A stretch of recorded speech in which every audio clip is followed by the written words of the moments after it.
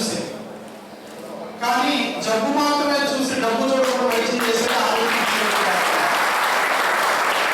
గ్రామ స్థాయిలో నాకు చిన్నప్పుడు బాగా గుర్తాను. మా ఇంట్లో కానీ మా వీధిలో కానీ మా చుట్టుపక్కల కానీ ఎవరికి ఏది వచ్చినా అంటే ఆ రోజున పాపం అన్నం వండుకోవడానికి గెంజి రాసుకోవడానికి కూడా స్తోమత లేని వాటికి కూడా పైసా ఆశించకుండా వచ్చి వైద్యం చేసి వెళ్ళిపోయేవాడు. అంటే నాకు మరో భగవంతుడా కనిపించేవాడు. ప్రతి వాడిని సమదృష్టిలో చూసేవాడు. ఎవరు పిలిచినా వెళ్ళేవాడు. అట్లా వారి యొక్క కుటుంబాన్ని ఆర్థిక వనరుని త్యాగం చేసి మరి వైద్యం చేసేవాడు. అంటే డబ్బులు 10 రూపాయలు ఇస్తే ఆ 10 రూపాయలు కూడా కలిసి ఇంజక్షన్ కొనడానికి టాబ్లెట్ కొనడానికి కూడా ఆర్థిక స్థోమత లేని వాడికి వేరే టాబ్లెట్స్ ఇచ్చి ఇంజక్షన్ చేసి డబ్బులు ఇద్దులే అని వైద్యం చేసి అంటే నిజంగా గ్రామాల్లో ప్రత్యక్షంగా కనబడే దైవంతో సమానం. అయితే మారిన అనేక పరిణామాల దృష్ట్యా ఈ రోజున వారి పరిస్థితి కొంచెం అంత అనుకున్న ఆశించిన స్థాయిలో లేదు. దీనికి ప్రభుత్వ బాధ్యత ఖచ్చితంగా తీసుకుని తీరాలి. ఎందుకంటే మనకి ఆంధ్రప్రదేశ్ రాష్ట్రం పూర్తిగా అంటే సుమారుగా 70 నుంచి 75% గ్రామీణ నేపథ్యం ఉన్న రాష్ట్రం ఇది. మన జీవన విధానంలో ఇంకా మనం నేర్చుకోవాల్సిన తెలుసుకోవాల్సిన అంశాలు అనేక ఉన్నాయి. అంటే చాలా అవగాహన ఉంటే దానికి సీనియర్ సిస్టమ్ మీద లైఫ్ సపోర్ట్ సిస్టమ్ మీద డెమో ఇస్తుంటే చూశాను. చదువుకున్నా నేను నాకే తెలియదు. అంటే చదువుకున్నవాడు సైతం వైద్య విషయంలో తీసుకోవాల్సిన కొన్ని అంశాల మీద అవగాహన లేదు. కానీ గ్రామంలో పల్లెల్లోకి ప్రతి ఇంటికి వెళ్ళి వైద్యం మీద అవగాహన కల్పించగలిగే ఏకైక వ్యక్తి డాక్టర్ మీరే. ఉండేవాళ్ళు చాలా హైగా పాలసీగా చేస్తారు తప్ప నేను ప్రజల దగ్గరికి ఇంటికి వెళ్ళి వైద్యం చేసి ప్రాణాలు రక్షించగలిగేది మీరే. కాబట్టి మిమ్మల్ని కనుక ప్రభుత్వాలు స్ట్రెంథన్ చేసుకోగలిగితే ప్రజలకి ఇంకా మెరుగైన వైద్యాన్ని అందిస్తాం, వేలాది మంది ప్రాణాలు కాపాడగలుగుతాం. ఒక అనాలిసిస్ స్టడీ చెబుతుందంటే చాలా మంది ప్రాణాలు పోతుంటాయి కదా. వీటన్నిటిలో ప్రాణాలు పోతున్నట్లో కనీసం 35 నుంచి 37% ప్రథమ చికిత్స లేదా ప్రాథమిక చికిత్స ద్వారా ప్రాణాలు కాపాడవచ్చు. అది చేయండి. మనం కనుక ఈ ఆర్ఎంపీ పిఎంపీ డాక్టర్ల వ్యవస్థని గ్రామీణ స్థాయిలో కనుక బలోపేతం చేసి వాళ్ళకి ఇవ్వాల్సిన వనరులు మనం అందించగలిగితే ఖచ్చితంగా పీడి జనార్దన్ గారు ఇక్కడ ఉన్న వేదిక మీద వారికి ఒక ఎమ్మెల్యేగా ఖచ్చితంగా మేము భవిష్యత్తులో అసెంబ్లీ ఈ అంశం మీద ఖచ్చితంగా లేవనెత్తాం. లేవనెత్తలో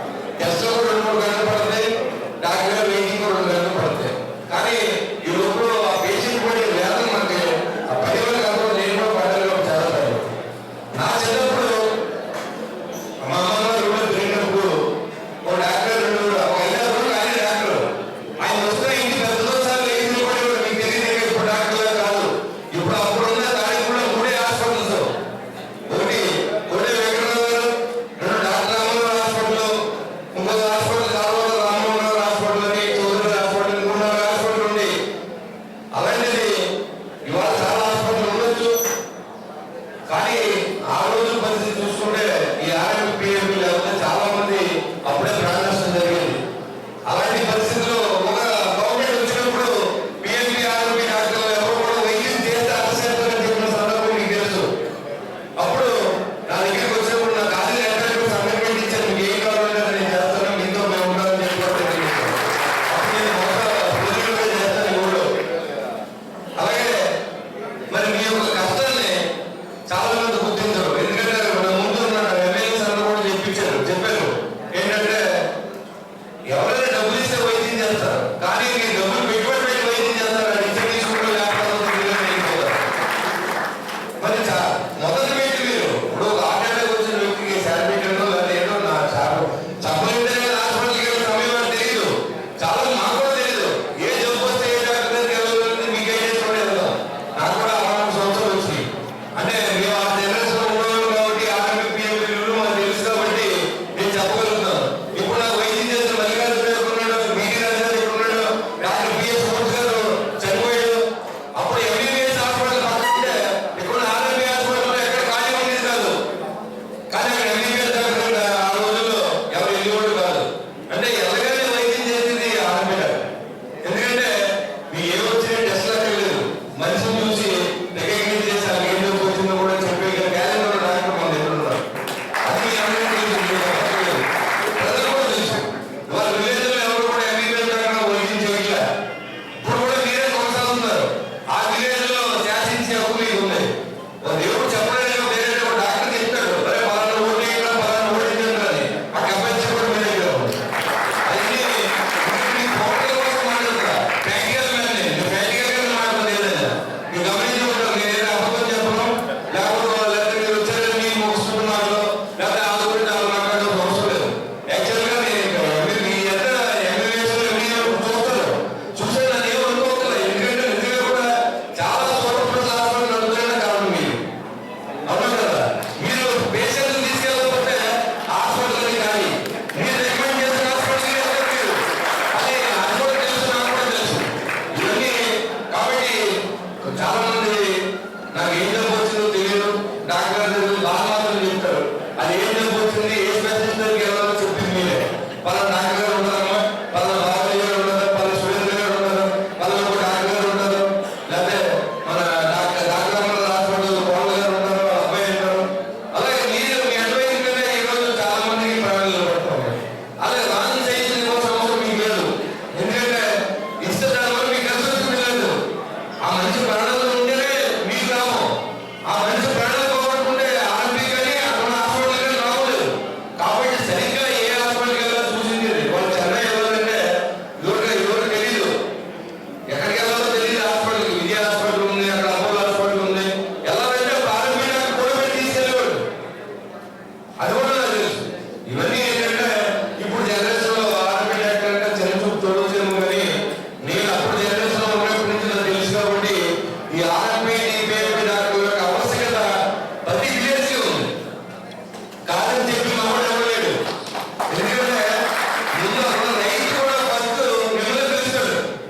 సార్ నాకు కడుపులో నొప్పిగా ఉంది, నాకు తలపోటుగా ఉంది, నాకు జ్వరంగా ఉందని ఫస్ట్ వెళ్ళి మీరే దానికి అలాగే వైద్యం చేసి తగ్గితే పర్వాలేదు, తగ్గకపోతే పై హాస్పిటల్కి ఉంటారు. తగ్గిపోతే కూడా జనరల్గా ఇవాళ మీరు ఏ మందులు వాడాలో ఈ మెడికల్ కంపెనీలు వచ్చి చెప్పారు కదా అందరికీ. చాలా మంది డాక్టర్లు కూడా తెలుసుకుంటారని అలా నాకు తెలియదు. కానీ ఈ మెడికల్ కంపెనీలు వచ్చి మేము గంటల కూడా చెప్తారు, ఈ మందు వాడితే చాలా జబ్బు వస్తుంది. కొత్తగా ప్రొడక్షన్ వచ్చిన మందు ప్రతిదీ కూడా ట్రై చేసినప్పుడు ఆ డాక్టర్ దగ్గర గంటల కూడా పేషెంట్ ఉండవలసి వచ్చిన పరిస్థితి ఉండేది. ఇవన్నీ కూడా వైద్యం ఆడే నేర్పిస్తారు ఇప్పుడు. కాబట్టి ఇవన్నీ కూడా మనం ఆలోచన చేసి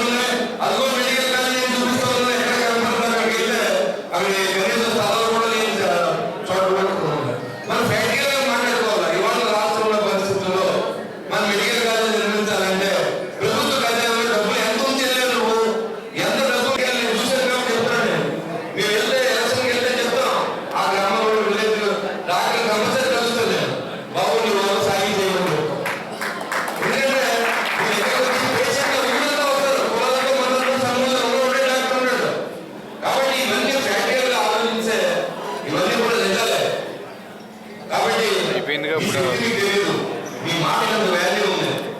అలాగే మీరు కూడా మా టీడీ జనార్దన్ గారు నాకు బాగా ఆప్తులు.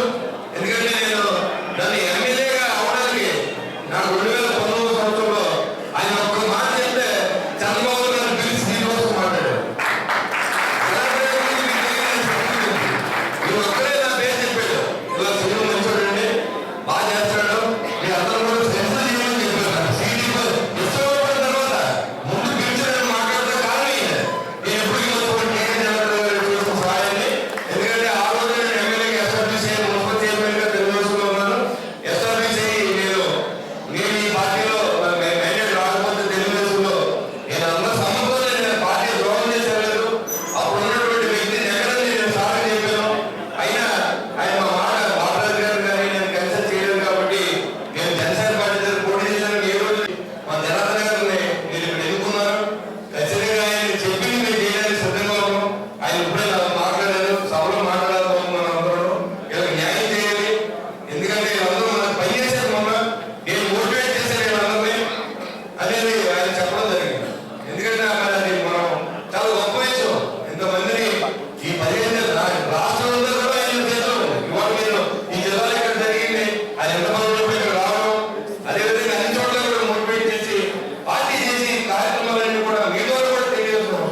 ఇవాళ మెడికల్ వాలంటీర్లు కాదు, మీకు ఏదో రికగ్నేషన్ కావాలి. పిఎంపీ ఆర్ఆర్ డాక్టర్ని ఇవాళ కరోనా వచ్చింది, ఎంతమంది డాక్టర్లు చేయించుకున్నారు చెప్పండి. అందరూ చాలా మంది ఆర్ఎంపీ డాక్టర్లు, పిఎంపీ డాక్టర్లు, పెద్ద డాక్టర్లు తెలుసుకొని అవి కూడా మరి రిసీప్ట్ ఇచ్చి ఆ మందులు వాడించి మరి స్టెరాయిడ్ వాడండి, ఈ యాంటీబయాటిక్ వాడండి అని కొన్ని టాబ్లెట్ ఇచ్చిన సందర్భం కూడా మనకు తెలుసు. చాలా మంది హాస్పిటల్కి వెళ్ళిన రోజు 50,000 లక్షలు కట్టలేని పరిస్థితుల్లో మీ అందరూ చాలా ప్రాణాలు కాపాడారు. అది చాలా గొప్ప విషయం. కరోనా సమయాన్ని దాటిందంటే దానికి కారణం మీ అందరూ కూడా వాలంటీర్లుగా పనిచేశారు. ఎందుకంటే చేసుకున్న వాళ్ళు మీరు వచ్చి చేయాలా, ఎంబీబీఎస్ డాక్టర్ ఎవరిని చూడలేదు. ఇవన్నీ కూడా మన విపత్తులు మనం చూస్తాం. ఇవాళ కర్మ అనుభవించాం. దేవుడు అంటే ఎవరు లేకలేదు అనుకున్నారా? అసలు దేవుడు ఎవరు నేనే దేవుడు అనే విధంగా ఉన్నారు అన్నారు. మనుషుల్లో మార్పు తీసుకోవడం మాత్రం దేవుడు ఇచ్చారు. మనలో పరీక్ష అన్నమాట ఈ కరోనా అనేది. దాంట్లో మనం పాస్ అవ్వడానికి కారణం అనేటువంటి మీరు గురువులో పనిచేశారు అందరి దగ్గర. చాలా మంది విలేజ్ నుంచి ఇక్కడికి వచ్చి హాస్పిటల్ జాయిన్ అయ్యడం చాలా తక్కువ మంది ఉన్నారు. అందరికీ మీరు వైద్యం చేస్తే బతుకుంటారు నాకు తెలుసు. అలాగే విలేజ్ టౌన్లో ఉన్నవాళ్ళు మేమందరం హాస్పిటల్కి వెళ్ళాం. కొంతమంది టాబ్లెట్లు నేనైతే ఒకరోజు కూడా హాస్పిటల్ జనాన్ని నిరంతరం సర్వీస్ చేసుకుంటూ వచ్చాను. అందరికి ఆహార పదార్థాలు పంపించారు, అందరికీ సరుకులు పంపించారు, అందరికి కూరగాయలు పంపించారు, ఏదైనా తీసుకుంటూ వచ్చారు. కరోనాలో దాదాపు ₹1,00,00,000 సొంతం పెట్టారు. ఇవన్నీ కూడా మనం కర్మ తిరిగి వస్తారు. జగన్మోహన్ రెడ్డి చేసిన కర్మ అయితే ఇవాళ తిన్నోళ్ళందరికీ బాధలు వచ్చింది, అతను ఇబ్బంది పెట్టిన అందరూ బాగున్నారు. కర్మ కూడా అతను అనిపిస్తూ ఉన్నాడు. ఎవరినైతే జైలు పంపారో వాళ్ళు ఇప్పుడు జైలు పంపాలి 5 నిమిషాలు. ఇవాళ చంద్రబాబు నాయుడు గారిని అక్రమంగా జైలు పంపించారు. ఇవాళ ఆయన చిటికేస్తే లోనేస్తారు. కానీ మా పార్టీ మా కూటమి అలా ఆలోచన చేయలేదు. ఎందుకంటే ప్రజలు సర్వీస్ చేయడం కోసం మనం ఓట్లు వేసారు కాబట్టి మనం ప్రజల కోసం పనిచేయాలని మనం అందరూ కూడా ఆయన ఆలోచన నిరంతరం మాకు ఉంటే. ఆయన మాస్టర్ ఉన్నారు, మేము కొత్తగా ఎమ్మెల్యే అయ్యాం. ఆయన చెప్పేదంతా ఇంటే ఖచ్చితంగా మనం ఏ తప్పు చేయాలి. మా ప్రభుత్వాన్ని మీరు సమర్థించండి. చంద్రబాబు గారికి ఖచ్చితంగా రాబోయే రోజుల్లో ఈ కూటమి ప్రభుత్వాన్ని ఆశీర్వదించండి. మళ్ళీ మీకు మంచి జరుగుతుంది. ఓ పక్కన మనం పెట్టుబడి కోసం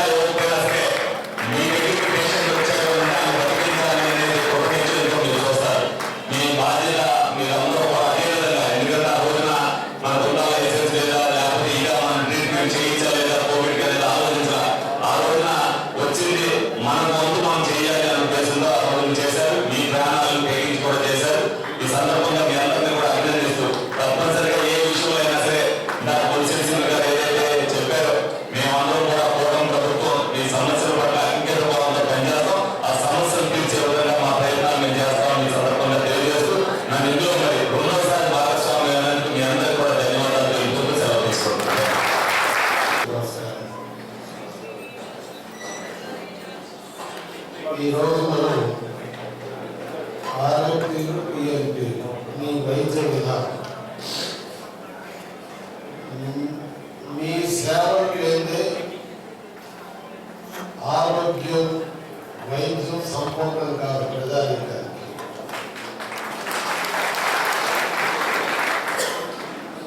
మీ విధానం ఈ ఆరోగ్యులు పిఎంపి ఈ రోజన్నా పూర్వకాలంలో ఋషుల కాలం నుంచి ఉండే ఈ విధానం ప్రజల దగ్గరకు వైద్యాన్ని అందుబాటులోకి తీసుకొని వచ్చి ఆయా కాలమాన పరిస్థితులను బట్టి మారుతూ వస్తూ ఉంది. అయితే ఇప్పుడు ఇంగ్లీష్ వైద్యం డామినేట్ చేసింది, రీసెర్చ్ బాగా పెరిగింది. మీరందరూ కూడా ఆ డాక్టర్ల దగ్గరే ట్రైన్ అయ్యి సర్టిఫికేట్ తీసుకొని ప్రాక్టీస్ చేస్తున్నారు గ్రామాల్లో. ఎందుకు చేస్తున్నారు? అట్టడుగు వర్గాల వాళ్ళకి గ్రామాల్లో పేదలకి సరిపోయినంత మంది క్వాలిఫైడ్ డాక్టర్లు లేరు, దేశంలో లేదు, రాష్ట్రంలో లేదు. ఆ మాట వస్తే ప్రపంచంలో ఏ దేశంలోనూ లేదు. ఎంతో కొంత లోటు ఉంటనే ఉంది. ఇప్పుడే చెప్పారు మా గోవింద్ రెడ్డి గారు, అమెరికాలో అసలు డాక్టర్లు కావాలంటే కింద నర్సుల్లో కావాలి, అసిస్టెంట్లకు కావాలి. అసిస్టెంట్లను కలిస్తే ఆయన అసెస్ చేసిన తర్వాత అసలు డాక్టర్ దగ్గరికి వెళ్ళిపోతారు. ఇప్పుడు పెద్ద పెద్ద హాస్పిటల్స్ లో హైదరాబాద్ లో అదే జరుగుతుంది. కింద అంతా ఎవల్యూషన్ చేసి రిపోర్ట్ ఇస్తే డాక్టర్ గారు చూస్తారు. కనుక ఈ వ్యవస్థలో వాలంటీర్స్ అనండి, లేకపోతే అసిస్టెంట్స్ అనండి, లేకపోతే సహాయకులుగా మీ యొక్క రోల్ ఈ సృష్టి ఉన్నంత కాలం ఉంటుంది.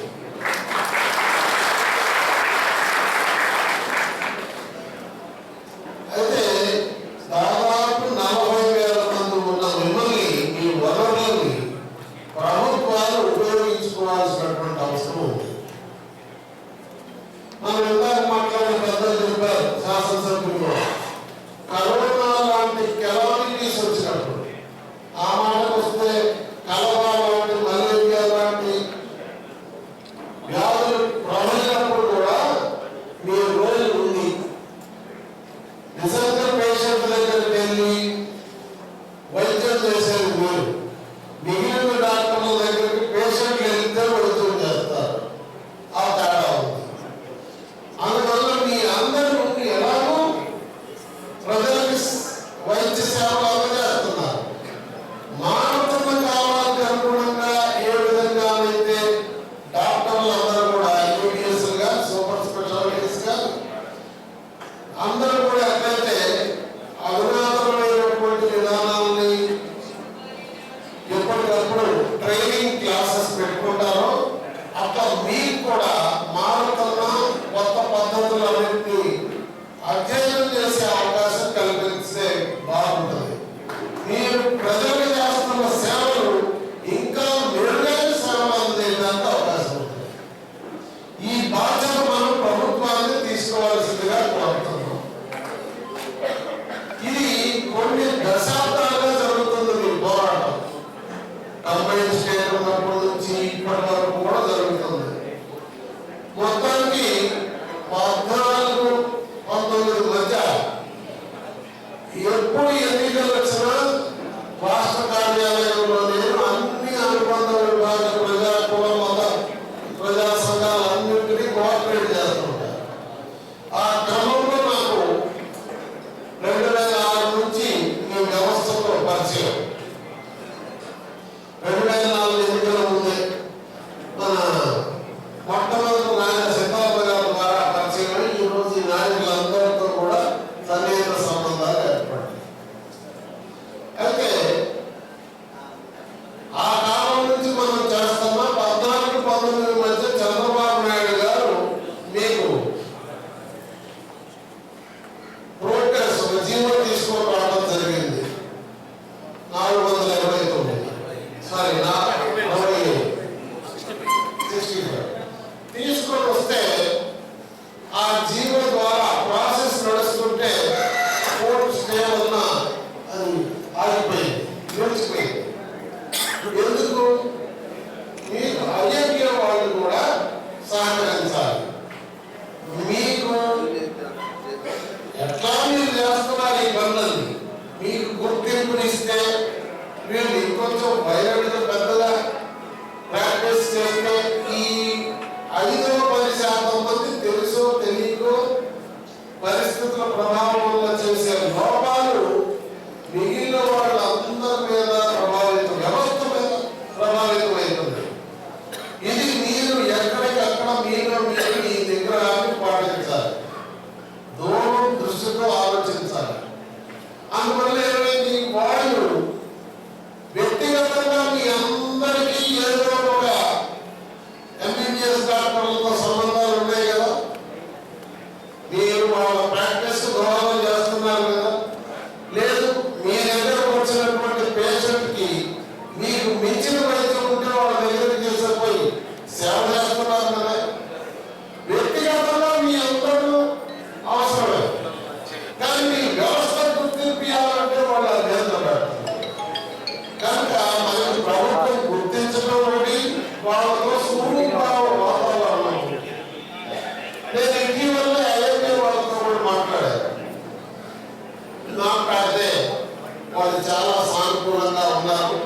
ఎంత పెద్ద సమస్య ఏంటంటే ప్రపంచంలో మీ ఇంట్లో భార్యాభర్త కొడుకు తండ్రి దగ్గర నుంచి గ్రామాల మధ్య, ప్రభుత్వాల మధ్య, ప్రపంచ దేశాల మధ్య చర్చలతో సాధ్యమైంది కానీ పరిష్కారం వేరే మార్గం లేదు.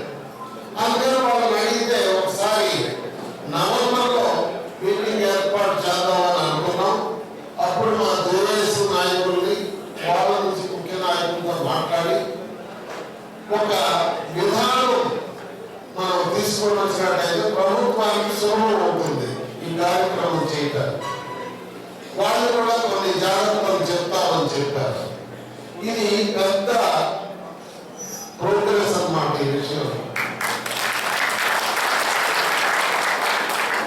దీనికి ముందే సంబంధిత శాఖ మంత్రి గారు, ప్రిన్సిపల్ సెక్రటరీ గారు, మీ కమిషనర్ గారు, డైరెక్టర్ గారు అందరితో జేఏసీ వారితో శ్రీశైలం మీటింగ్ తర్వాత సమావేశం ఏర్పాటు చేశారు. అందులో అధ్యయన కమిటీ ఏర్పాటు చేయాలని నిర్ణయం తీసుకున్నారు. అధ్యయన కమిటీ ఏంటి? ఇప్పుడు రాష్ట్రంలో ఉన్న పరిస్థితులు, పక్క రాష్ట్రాల్లో ఉన్న పరిస్థితులు, ఇతర దేశాల్లో జరుగుతున్న పరిస్థితులు మేమే జేఏసీ తరఫున ఇదంతా అధ్యయనం చేస్తా ఉన్నాం. దానికి గోవింద రెడ్డి గారు ప్రధాన పాత్ర వహిస్తారు. ఆయనకు ఎంబీబీఎస్ డాక్టర్ అయి ఉండి గోవింద్ ప్రాక్టీస్ ఉంది. నేను ఈ మధ్య కర్నూలు రోజు చెప్పారు, పెద్ద డాక్టర్ సార్ మంచి ప్రాక్టీస్ చేస్తారు. అయినా మీ కోసం అంకితమైన మొత్తం పట్టుదలతో పనిచేస్తుంది.